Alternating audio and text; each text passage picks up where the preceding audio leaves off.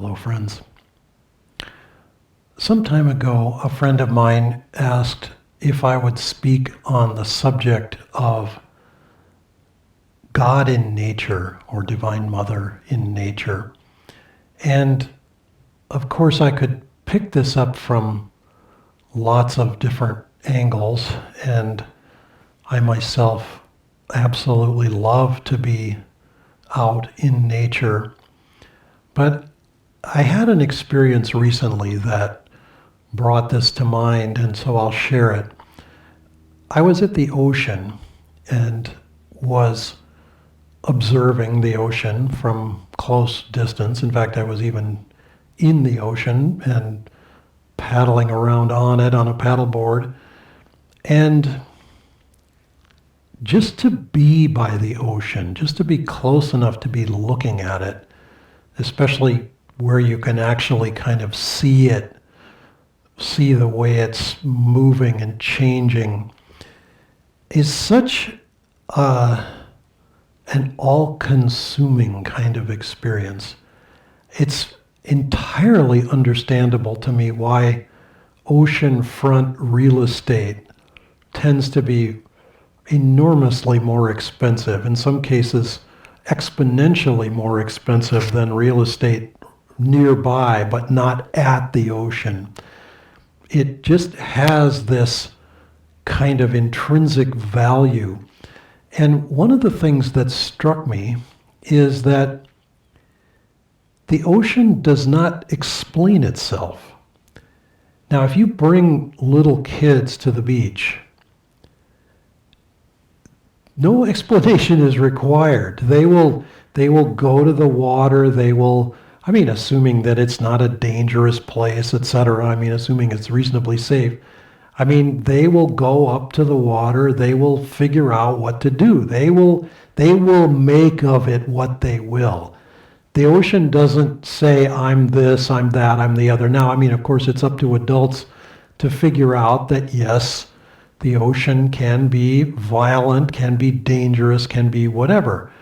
I'll share an experience of my own in that regard.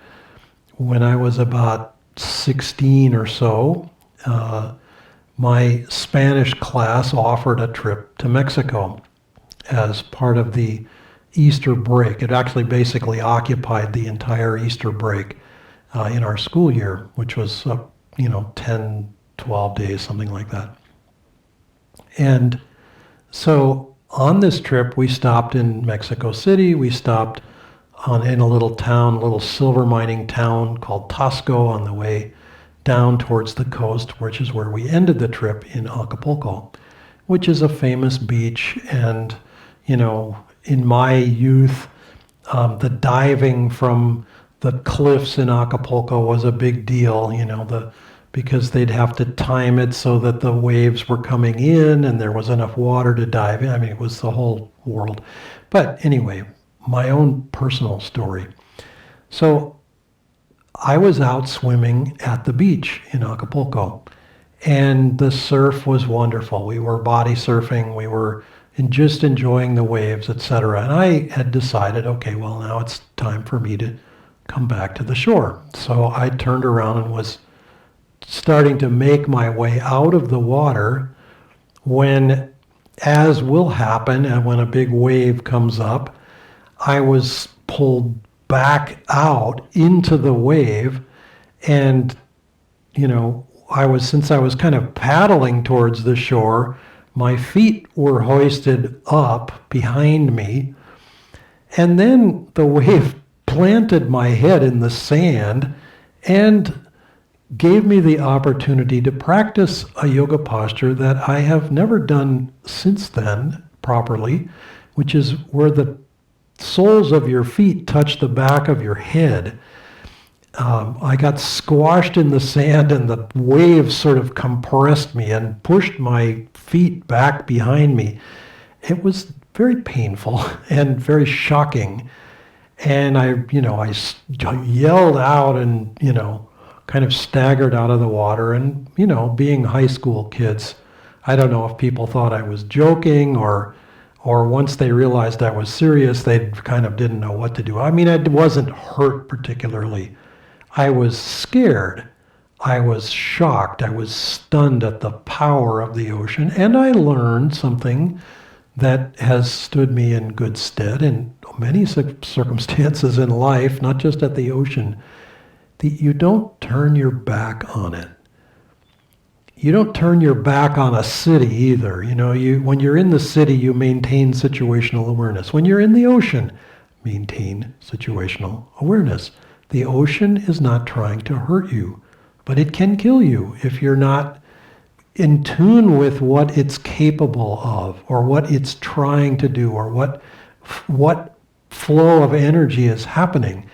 And Divine Mother in nature is trying to show us the magnitude of her presence. And it is given, as I said earlier, without explanation. We can make our own story. In a sense, she's giving us her canvas of nature to do with, to understand of as we choose. And we can make beauty out of it. We can paint amazing paintings of nature, take incredible photographs. Nirmala and I walk by the river. We take pictures of the birds, the sky, the river, the trees, the snow on the mountains, the sunsets when we're out at that hour. I mean, just the sheer variety. I mean, we've been there when the river was in full flood, up over the path that we would normally walk on. We couldn't even walk on it because it was underwater. We've been there, in baking heat. We've been there early in the morning when it was cold and frosty. We've been there late in the night or in the middle of the day when it was too hot. All of it is Divine Mother in nature. We learn and grow into our understanding of what she's trying to share with us. She doesn't explain it, but she is sharing with us.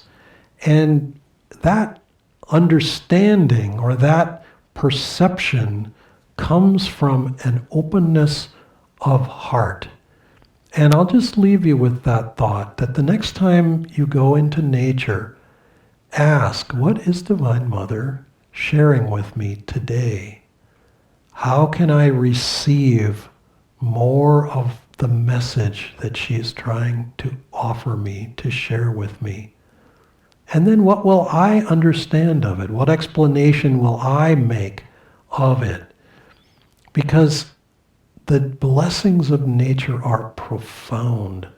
The stillness of nature, the power of nature, the beauty of nature, the nuance, the incredible variety, the violence of nature. Yes, there is, cataclysms, earthquakes and floods and thunderstorms and tornadoes, hurricanes, floods. I mean, you name it. There's forest fires. It's pretty vigorous out there at times.